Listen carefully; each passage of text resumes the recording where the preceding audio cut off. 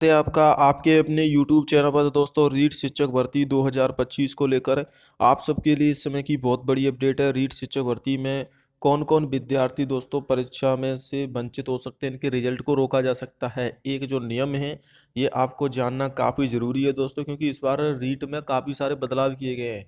जो छात्र पहली बार एग्जाम दे रहे हैं उनके लिए तो ये वीडियो इंपॉर्टेंट है ही, साथ में दोस्तों जो जिन्होंने पहले रीट का एग्ज़ाम दे रखा है लेकिन इस बार भी एग्ज़ाम दे रहे हैं तो उनके लिए भी ज़रूरी है, क्योंकि दोस्तों पिछली रीट में और इसी रीट में तकरीबन 5 नियम बदले गए हैं, जिसमें से एक जो नियम है वो एक नया है।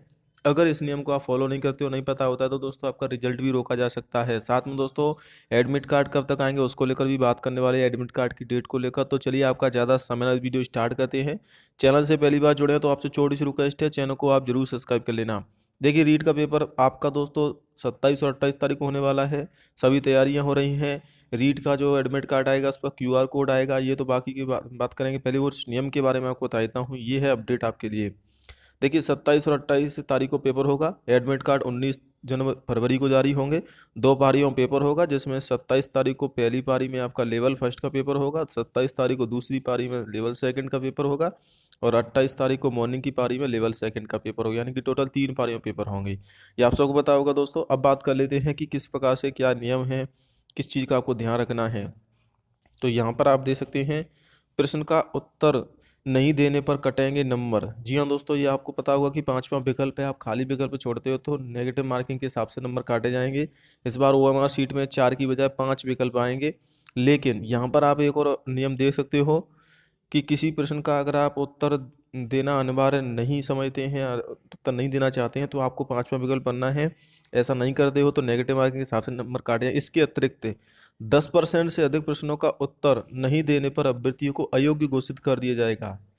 10% यानी कि 150 का 10%, 15 क्वेश्चन अगर आप दोस्तों खाली छोड़ देते हो तो फिर आपको दोस्तों उसमें अयोग्य घोषित कर दिया जाएगा। रिजल्ट आपका जारी नहीं होगा, रिजल्ट को रोक दिया जाएगा। यहाँ पर साफ लिखा हुआ है कि अगर आप दोस्तों 10% से अधिक प्रश्नों के उत्तर नहीं दे पाते हो तो आपको अयोग्य घोषित किया जाएगा। अब इसमें आपको करना क्या है। देखिए आपके सामने 4 विकल्प अभी तक आते थे ABCD, लेकिन अब 5वां विकल्प बढ़ गया है। तो आपको 5वां विकल्प देखना ही नहीं है, क्योंकि नेगेटिव मार्किंग परीक्षा में नहीं है बल्कि 5वां विकल्प में है। तो आप इसमें अगर आपको आंसर आता है, तो जैसे कि आपको आंसर पता ए है तो आप ए भर दिए, नहीं पता है तो आप उसमें तुक्का लगा सकते हैं। ये जरूरी नहीं है कि आप ऑप्शन नंबर ई भरें मुझे आंसर नहीं आता है। आप तुक्का लगा सकते हो कि एग्जाम में नेगेटिव मार्किंग नहीं है। आपकी दोस्तों जो 5वां विकल्प है उसमें नेगेटिव मार्किंग, मान लीजिए आपको आंसर नहीं आता है, कुछ छात्र क्या करते हैं कि कोई भी ऑप्शन नहीं भरते हैं। तो वहाँ पर क्या होता है कि आपको फिर आप 5वां विकल्प आपको भरना होगा, वरना आपको नंबर कटेंगे। तो आपको खाली नहीं छोड़ना है, आपको तो या तो आंसर देना है या फिर तुक्का लगाना है, क्योंकि इसमें एग्जाम में नेगेटिव मार्किंग नहीं है दोस्तों, 5वें विकल्प में नेगेटिव मार्किंग है। आई होप आप समझ गए होंगे। बाकी अगर 15 क्वेश्चन अगर आपने खाली छोड़ दिए, ऐसे काफ़ी सारे स्टूडेंट होंगे जो जल्दबाजी में पीछे पीछे क्या होता है, समय नहीं बचता है, वो समय ज़्यादा ले लेते हैं, तो उसकी वजह से लास्ट में 10 से 15 क्वेश्चन वो छोड़ आते हैं। तो ऐसे छात्रों का रिजल्ट नहीं आएगा, रिजल्ट रोक दिया जाएगा। इसीलिए दोस्तों मैंने ये आपको अपडेट किया है। इस वीडियो को आप शेयर कर देना ताकि सभी छात्रों को इस नियम के बारे में पता चल सके। ये नियम 5वें विकल्प के साथ ही आता है और ये सभी भर्तियों में लागू है। अगर 10% क्वेश्चन खाली छोड़ते हो तो रिजल्ट रोका जाएगा। ऐसे काफ़ी सारे स्टूडेंट होंगे जो जल्दबाजी में लास्ट में समय नहीं बचता है तो खाली छोड़ आते हैं, तो वो आपको इसका खामियाजा देना पड़ेगा। या फिर अगर आप 10% से कम छोड़ते हो तो नेगेटिव मार्किंग का सामना करना पड़ेगा। तो इसीलिए ध्यान रखें, आपको कोई भी विकल्प खाली नहीं छोड़ना है।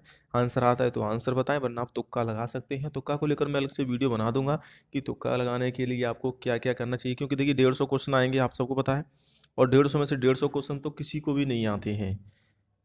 एक या दो छात्र ही होंगे जो 150 में से 150 क्वेश्चन हल कर पाएंगे, वरना इसमें से मुश्किल से 130 140 क्वेश्चन सभी छात्रों को आ जाते हैं, अगर मैं होशियार लड़कों की बात करूं। लेकिन फिर भी सभी के आंसर सबको नहीं आते, तो उसमें सभी छात्र तुक्का ही लगाते हैं। जितने आंसर आते हैं पहले आपको उनके आंसर देने हैं।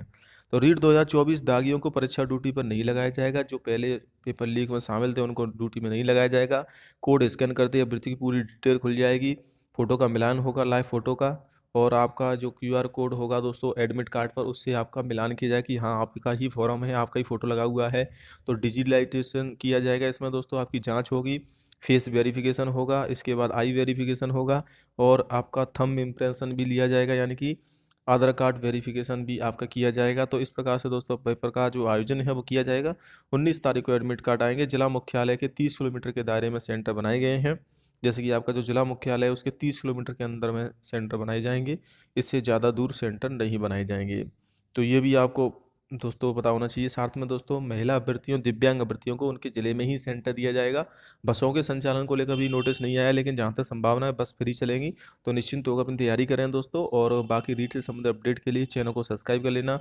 जो भी अपडेट आती है दोस्तों रीट से संबंधित नई, वो चैनल पर आपको सबसे पहले प्राप्त होती है।